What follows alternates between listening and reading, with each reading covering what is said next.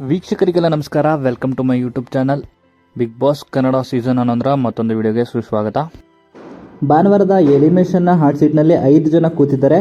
ಅದರಲ್ಲಿ ಸುರೇಶ್, ಭವ್ಯ, ಚೈತ್ರ, ಅನುಷಾ ಹಾಗೂ ಧರ್ಮ ಅಂತಲೇ ಹೇಳ್ಬೋದು.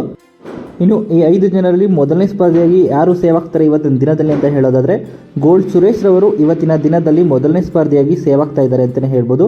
ಇನ್ನು 4 ಜನಕ್ಕೂ ಕೂಡ ಕಿಚ್ಚ ಅವರು ವಾರ್ನಿಂಗ್ ಕೊಟ್ಟಿದ್ದಾರೆ. ಇಲ್ಲಿ ನೀವು ನಿಮ್ಮನ್ನು ಎಲ್ಲಿ ಪ್ರೂವ್ ಮಾಡ್ಕೋಬೇಕಿತ್ತು, ಎಲ್ಲಿ ಮಾತಾಡಬೇಕಿತ್ತು ಅಂತ ನೀವು ಯೋಚನೆ ಮಾಡ್ತಾನೆ ಕೂತ್ಕೊಂಡಿರಿ.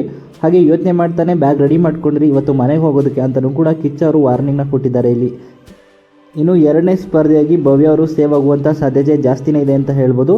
ಹಾಗೆಯೇ ಯಾರು ಸೇವ್ ಆಗ್ತಾರೆ ಅಂತ ಕಾದು ನೋಡಬೇಕಾಗಿರುವಂಥದ್ದು. ಹಾಗೆ ಈ ವಿಡಿಯೋ ಇಷ್ಟ ಆಯ್ತು ಅಂದರೆ ಲೈಕ್ ಮಾಡಿ.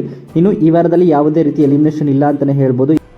ಸ್ಪರ್ಧಿಗಳಿಗೆ ಎಲ್ಲರಿಗೂ ಭಯನ ಹುಟ್ಟಿಸೋದಕ್ಕೆ ಈ ರೀತಿ ಒಂದು ಶಾಕಿಂಗ್ನಲ್ಲಿ ಸೇವ್ ಮಾಡ್ತಾ ಇದ್ದಾರೆ ಅಂತಲೇ ಹೇಳ್ಬೋದು. ಈ ವಿಡಿಯೋ ಇಷ್ಟ ಆಯ್ತು ಲೈಕ್ ಮಾಡಿ.